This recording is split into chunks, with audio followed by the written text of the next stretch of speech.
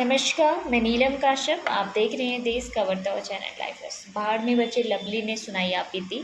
बोले पहाड़ पर चढ़कर बचाई जान, जंगल में काटी रात। मैंने मौत को काफ़ी नज़दीक से देखा है। बुधवार दोपहर बाद बादल फटने के बाद मनूनी खड्ड में आई बाढ़ के दौरान खुद को बचाने के लिए भागते हुए मैं ऊंचे पहाड़ की तरफ चढ़ गया।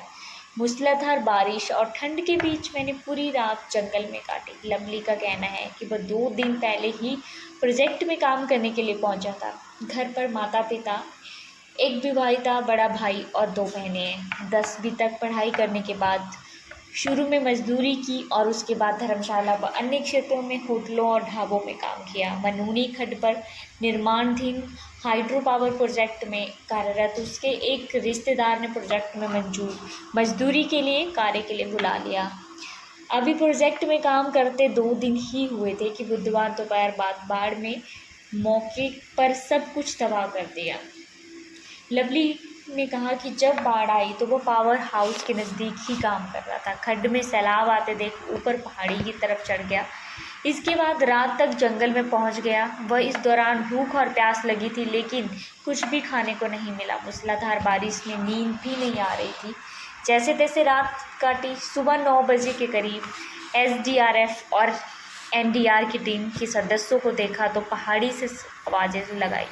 इसके बाद बचाव दल के सदस्य पहाड़ी से खिसकते पत्थरों को खुद को बचाते हुए खतरनाक रास्तों से होकर लवली तक पहुंचे और उसे रेस्क्यू कर वापस लेकर आए।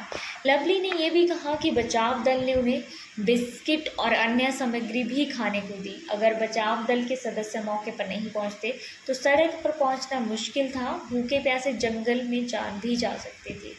इस पावर प्रोजेक्ट में काम करने वाले चंबा के राख निवासी राकेश कुमार और वीरेंद्र कुमार ने कहा है कि वह पिछले 1 माह से इस प्रोजेक्ट में काम कर रहे हैं, लेकिन वह कुछ दिन पहले ही छुट्टी पर कर गए थे। जब बुधवार को मनूनी खड्ड में बाढ़ से हुए नुकसान की खबर मिली तो रात को ही बस पकड़ी और वीरवार सुबह वो धर्मशाला पहुंचे। उसके बाद खनियारा गांव पहुंचे। उन्होंने ईश्वर का ध्यान करते कहा कि हम छुट्टियों पर थे, इसलिए जान बच गई, नहीं तो कुछ भी हो सकता था।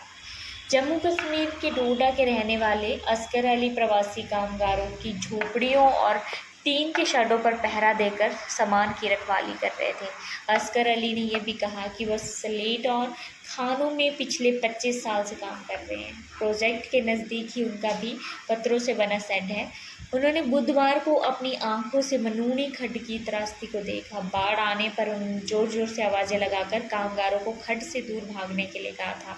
अली ने कहा कि जब वह सभी कामगार अपना सामान नहीं ले जाते वह तब तक उनके सामान की रखवाली करेंगे।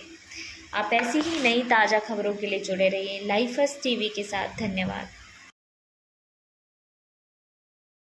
राजनीति की धार हो या खेल की रफ्तार, गांव की चौपाल हो या शहरों का धमाल, आप तक पहुंचेगी हर एक खबर सबसे पहले।